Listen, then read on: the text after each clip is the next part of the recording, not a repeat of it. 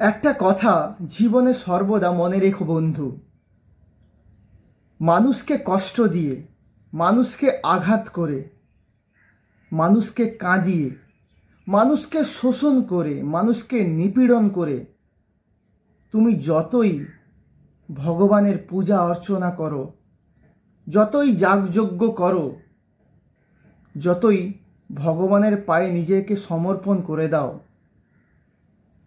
কোনো লাভ হবে না। ভগবানের আশীর্বাদ তুমি কখনোই পাবে না। সারাদিনে তুমি যদি একটা মানুষের হাসির কারণ হয়ে উঠতে পারো, সারাদিনে যদি তুমি একটা মানুষকে হাসাতে পারো, সারাদিনে যদি তুমি একটা মানুষের দুঃখ কষ্টে তার পাশে দাঁড়াতে পারো, তাহলে মন্দিরে গিয়ে ধূপও জ্বালানোর দরকার নেই। ঈশ্বর এমনিতেই তোমাকে আশীর্বাদে ভরিয়ে দেবেন।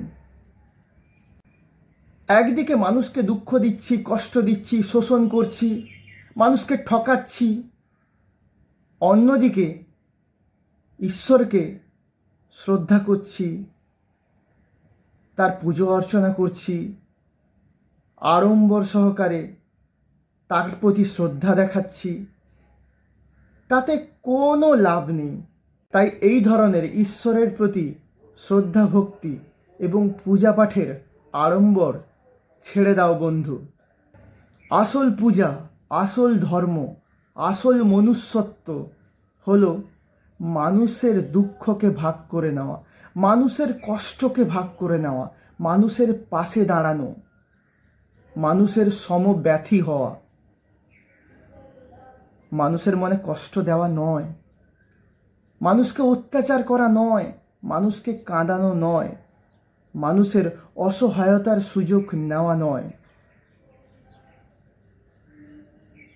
মানুষকে দুঃখ দিয়ে, কষ্ট দিয়ে, ব্যথা বেদনা দিয়ে কখনোই তুমি ভগবানকেও খুশি করতে পারবে না, ভগবানের আশীর্বাদও পাবে না, আর মানুষের মনের মণিকোঠায়ও কোনো দিন জায়গা করে নিতে পারবে না।